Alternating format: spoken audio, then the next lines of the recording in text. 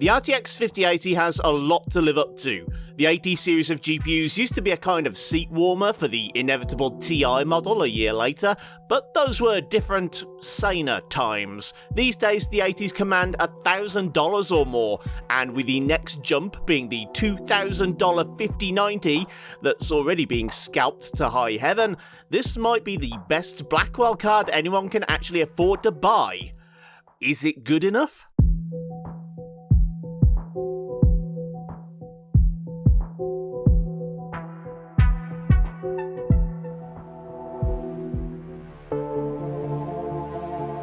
The ROG Astral OC version of the RTX 5080 is one of the more premium designs in the Asus lineup, and it differs in a few ways from the Founders Edition. This vapor chamber heatsink is massive, making the card 54mm longer, 12mm wider and 28mm thicker, over double the volume of Nvidia's card and occupying a whopping 4 slots of space.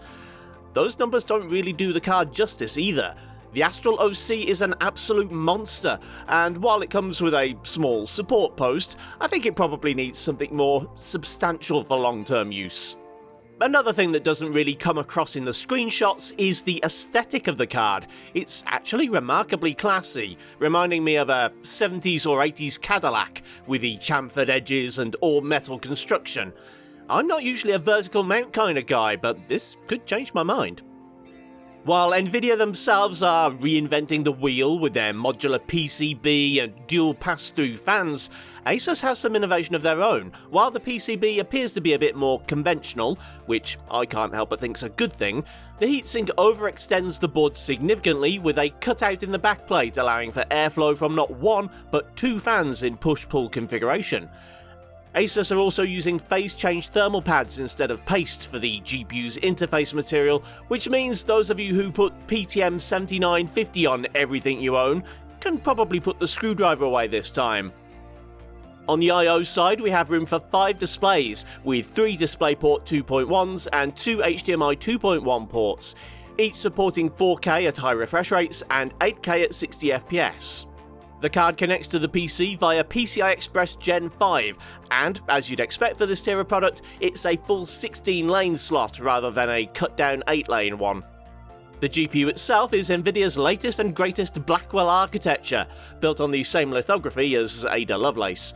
The GB203, good name that, has just over 10% more CUDA cores than its predecessor, along with a similarly proportioned bump in TMUs, ROPs and SMs. Floating point calculations don't always translate directly into performance gains when measured across architectures, but at stock speeds, the 5080 offers about a 15% increase over the stock 4080, and about the same in terms of pixel rate and texture fill rates. The Astral OC is naturally not operating at stock speeds, with GPU-Z reading out a boost frequency of over 2700 MHz and actual frequencies in-game passing 2.9 GHz, but we'll look at that more later in the review. I usually test older and cheaper GPUs with a budget Ryzen 5 powered test rig, but that wouldn't be appropriate here. As much as I love the 7500F, I think people would be pretty pissed if I used it to review an RTX 5080, so instead I've got my new sensibly priced high-end gaming PC test platform featuring a Ryzen 7 7800X3D on an Asus ROG Strix B650EI motherboard, the latter of which was provided by Scan Computers. I'm using 32GB of Corsair Vengeance 6000 CL30 with tuned subtimings, and a Corsair HX1200i PSU, which was also kindly provided by Scan. Technically, this GPU is recommended for use with an 850W PSU, but 1200 watts gives us room for overclocking, copious amounts of drives and LED lighting, and random LCD screens on the cooler pump. To give an idea of what temps are realistically going to be like from the Astral OC, I've assembled everything into a fish tank style case from Jonsbo, with 3 120mm reverse blade intake fans, a 120mm exhaust fan, and the 360mm Thermalright AIO with its fans also set to exhaust. For comparison, I've also tested an Asus TUF RTX 4080. The version of Alan Wake 2 I benchmarked is a pre-release update, which has new quality options and now features Nvidia's Mega Geometry, which is part of their new neural rendering feature sets. With everything maxed out, short of ray tracing, the 5080 can surpass 100 FPS at 1080p and still manages over 80 FPS at 1440p. At these very high settings, it doesn't quite manage 60 FPS at 4K, at least not without DLSS. However, the regular high preset would actually just hit 60 at native 4K if you're not a fan of upscaling. This puts the 5080 approximately 16 to 17% ahead of the 4080. The ray tracing options in this version of the game now have an ultra setting, and these are just crying out for upscaling. The 5080 is now 20% ahead of the 4080, but it still can't hit 60 FPS at native 1080p and falls below 20 at 4K. Even DLSS performance can't bring 4K above about 48 FPS, but it does look remarkably good considering. I'll talk more about the new DLSS transformer model later in the video. One thing I did note was that the 5080 was a lot less smooth than the 4080 in frame pacing, and this is something I flagged with Nvidia and Asus, but at the time of writing I'm still waiting on a response. I am using review drivers, and I haven't heard anyone else complain of the same thing, so it may be the case that by the time you get a hold of this, it will have been fixed. I'll leave a pinned comment if I hear anything after the video's gone live. Indiana Jones and the Great Circle performs fantastically on both RTX GPUs without full ray tracing. In fact, even at the supreme quality preset with the LOD increased using a console command, the 5080 can run it at 150 FPS at 1080p and is approaching 90 FPS at 4K. Unfortunately, it's hard to be too impressed, as that's still less than 10% faster than its 2.5-year-old predecessor. Enabling full RT at its maximum level is only really possible at native 1080p and 1440p. At 4K, both cards run out of memory at Supreme and Very Ultra, so for this test I dropped to Slightly Ultra. The 5080 has a bigger lead here, with the average increasing by between 13 and 18%, but it's still unplayable. DLSS quality gets 1440p up to around 60 FPS, and 4K would need much more aggressive upscaling to reach any higher than the mid-30s. Stalker 2 is not really an ideal game for benchmarking, and I kinda regret choosing it. However, there's a couple of things worthy of note. Firstly, my 7800X3D proves to be a problem for both the 4080 and 5080 at 1080p, and the two GPUs only really start to pull away from each other at 1440p, so this is a strong use case for frame generation. Secondly, this is also another game where the 5080 had more frame time problems than the older model, though again, this might not be a problem by the time the GPU actually hits shelves. In Black Myth Wukong, the 5080 once again shows a 15 to 17% increase in average performance over the 4080. At the cinematic quality preset, this means the game is very playable at 1080p and 1440p, and arguably still playable at 4K, though it would make sense to drop settings a bit. With path tracing enabled, which I highly recommend because this game's rasterized shadows have a distractingly short pop-in distance, only 1080p gets close to 60 FPS at native resolution. 1440p and 4K have a stronger lead over the 4080, stretching to over 20%, and with quality DLSS it's very playable at 1440p. 4K will again need a bit more aggressive upscaling. Dragon Age the Veilguard is actually new to my benchmarking roster, and given how heavy it is on the CPU, I think it's one I'm going to use in future processor reviews. Getting far above 100 FPS certainly requires something better than my 7800X3D. Without DLSS, the RTX 5080 scales pretty well, from 1080p all the way up to 4K, though 4K does fall below the 60 mark. With DLSS quality enabled, 4K becomes far more playable, but the 1440p result is only 10 frames below 1080p. A 9800X3D could probably get this GPU to run 1080p up to 130 or more, but true high refresh rates are gonna have to wait for some future CPU release. Or you could always try frame generation. I'll talk more about that later on.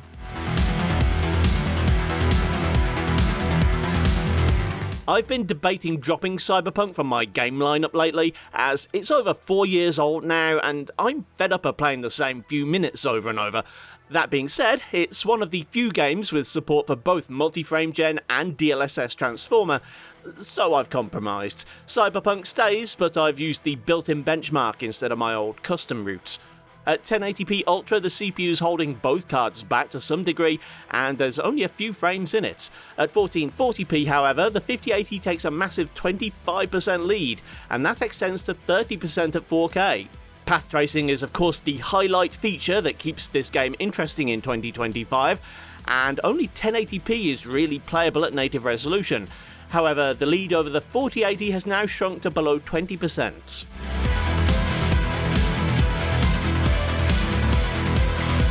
Forza Horizon 5 is another game I'm thinking of dropping in 2025 due to overfamiliarity, and this felt like a good opportunity to bring back its more serious sibling, Motorsport. This game might not be as accessible or, well, popular, but it does have a far bigger range of RT effects to show off with a powerful graphics card. That's a cue for someone else to incorrectly comment that Horizon 5 only uses RT in Forza Vista and photo mode. Go on, you know you wanna. Without RT, it's almost high refresh rates across the board for the 5080, leading the 4080 by over 20%. Enabling RT shrinks the lead by a couple of points, but everything's still pretty playable on the 5080, while the 4080 dips below 60 at native 4K. Ratchet & Clank Rift Apart can be deceptively heavy on the kinds of graphics cards I usually test, but with both the 5080 and 4080 I was able to crank the settings up to their maximum, including ray tracing. At 1080p there's a bit of a CPU bottleneck, and both cards perform very closely to each other, but at 1440p and beyond the new card takes a 20% lead over the old one. A couple of lighter weight non-RT titles up next. Horizon Forbidden West can give a high refresh experience at 1080p and 1440p without the need of upscaling or frame gen, with the 5080 taking a 17% lead over the 4080 at 1080p and 1440p and stretching over 20% at 4K. Starfield is CPU limited at 1080p, at least in the city of New Atlantis. Even at 1440p I think we're seeing some throttling back of the 5080, as its lead is only about 10% over the previous model, while at 4K it extends to 15%. 1% lows could be better, but that's true of both GPUs, and it's probably down to the CPU more than anything. Likewise, God of War Ragnarok is barely any improvement over the 4080 at 1080p unless you have a monster CPU, and if that's the case then I must be missing something appealing about 1080p monitors. At 1440p and above, the difference is much more pronounced, with the 5080 holding a 15 to 20% lead. Regardless, as a non-RT title, this game is fairly easy for either card to run well, and both can achieve 80 plus FPS at 4K without relying on DLSS. Star Wars Outlaws is a game whose graphics I've never really appreciated, because being a fully ray-traced game, it looks quite a lot noisier and less detailed at high levels of upscaling and at low frame rates, and on GPUs without enough VRAM it can be prone to textures and assets failing to load. That means pretty much every GPU in my usual wheelhouse makes this game look terrible, so testing two high-performing RT powerhouses at Ultra was completely transformative for me. Alas, the super secret Outlaw preset, that has to be unlocked in the launch arguments, needs to stay a secret as neither card can really handle it. RTX direct illumination is also extremely demanding, and it's a good thing that Nvidia have improved DLSS ray reconstruction and upscaling, because you're gonna need them. What was interesting to me is the difference between 1080p and 1440p. The 5080 performs almost the same at either resolution, as does the 4080, which might suggest a CPU limit. However, the 5080 is still 10% faster than the 4080 at either setting, so maybe it's a VRAM bottleneck? Finally, another new game for me. I tested Marvel Rivals in a tutorial map for consistency, so there's a chance actual heavy gameplay will be a bit more demanding than this. I'm also testing with settings maxed out, which in a team-based shooter is very much not recommended, but comparing GPUs at low settings is a surefire way of seeing CPU-limited results across the board, and as I've already said, my CPU isn't the best in the world anymore. The 5080 seems to be capable across the board, with even 4K running at 60 FPS without upscaling, which is more than can be said for the 4080. The distinction is pretty meaningless, however, as even DLSS quality can put both cards in the 90 to 100 FPS range at 4K output resolution, and 1080p is CPU limited, which... actually that's kinda disappointing. I know everyone says this game doesn't look good enough compared to its, rivals to be as demanding as it is, and I get that, but considering Overwatch and Valorant and CS2 are all capable of hundreds of FPS without the best CPU in the world and without frame generation, I think that only reaching 200 FPS on a 7800X 3D is disappointing as hell. On a less technical note, I don't know if Rivals has what it takes to fill the gap in the lives of horny gamers left by the enshittification of Overwatch, but I guess only time will Never mind, I stand corrected. In my opinion, it seems pretty clear why Nvidia aren't focusing heavily on raw performance metrics in their marketing materials for the RTX 50 series, instead focusing on new technologies like neural rendering, and updates to existing technologies like DLSS 4, multi-frame generation and Reflex 2. A couple of these technologies are going to be unique to the 50 series, but the rest are going to work with previous gen GPUs. Others aren't even ready for prime time yet. I wasn't able to test Reflex 2, and so far the only game using the new neural rendering features, in the form of mega geometry, is the latest update for Alan Wake 2.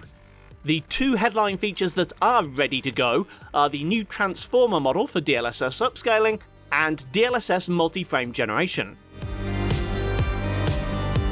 The transformer model replaces the traditional convolutional neural network method of DLSS upscaling, and the headline is that, for a small trade-off in performance, you gain in overall image quality. This can be implemented directly in the game where supported, or injected via the Nvidia app. And while I'm using the RTX 5080 for this test, bear in mind that it will work on any generation of RTX GPU. Now, I know I said there was a trade-off in performance, and that might be true on some GPUs, it probably needs more testing, but I have to say, the numbers really don't bear that out.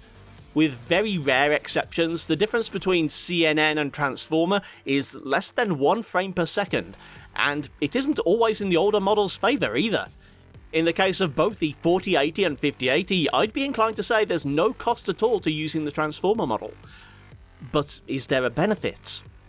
Well, see for yourself. This is Alan Wake 2 at 1080p, and I've compared both models alongside FSR and native resolution.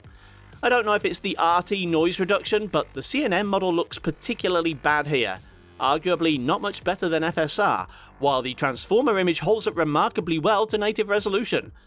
Bear in mind this is 540p upscaled to 1080p, and I've blown it up even further in my editing software, so this is asking a lot of any upscaler, and yet, I think this is a pretty huge deal. I think DLSS 4 really has given the upscaling lead back to Nvidia, which was a race they had been losing ground in lately, and I look forward to testing it further.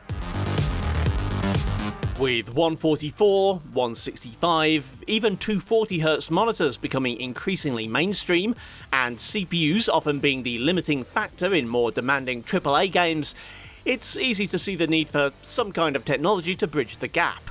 RTX 40 and 50 series GPUs can fill the space between rendered frames with generated ones, and thanks to a new AI-powered optical flow model, the 5080 can create up to 3 times more frames than the previous generation. This still doesn't change the need for a high starting frame rate. I tested Dragon Age at 4K Ultra with RT enabled and quality DLSS upscaling, and basic frame gen gave an apparent boost of around 50%. Maxing out MFG to 3 generated frames per rendered one did what you'd expect, turning the initial 109 generated FPS into 218. Incidentally, the Reaver Tuner software I usually use isn't properly reading out the numbers here, and causes this constant sawtooth frame time graph. Using frame view gives a more realistic impression of the 1% lows, and while I can't really show you the difference in a YouTube video, I can tell you the difference in smoothness is there, and I didn't notice anything in the way of distracting artifacts. Whether you'll like MFG, or even notice the difference, is very much down to you. However smooth and artifact-free the results of FG or MFG might be, it does purely exist for this scenario of turning high frame rates into very high frame rates. Turning 30 FPS into 120 with just frame gen isn't really going to happen. The player is still experiencing 30 FPS, at least in terms of responsiveness, and if anything, they're probably going to get worse lag than at native 30 due to the way frame generation works. In its defense, the quality of MFG is hard to complain about.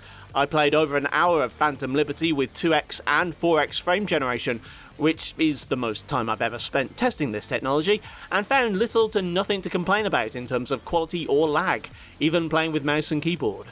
I'm working on a longer video about frame generation in which I'll try out as many scenarios and kinds of FG as I can think of, because right now my opinions are still a little too biased and uninformed. I've been trying very hard not to call them fake frames this whole time.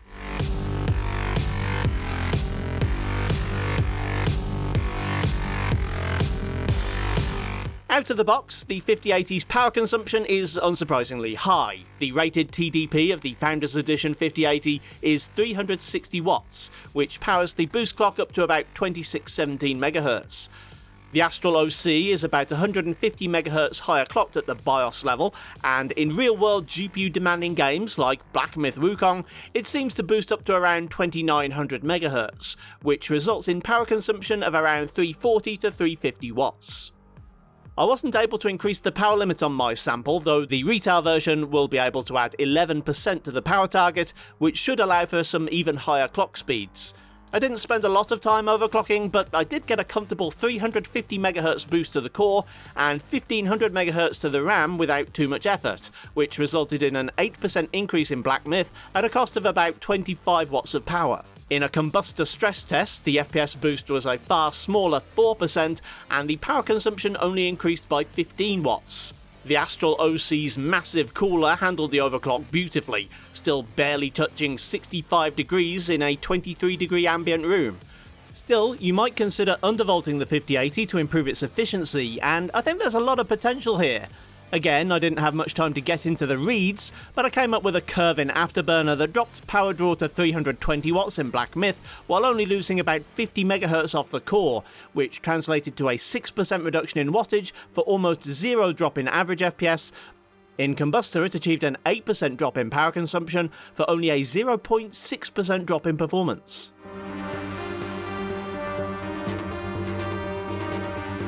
In a vacuum, the 5080 is a terrific GPU. It can run almost every modern, rasterized AAA game out there at any resolution and quality setting you want, without upscaling, and still achieve 60 FPS.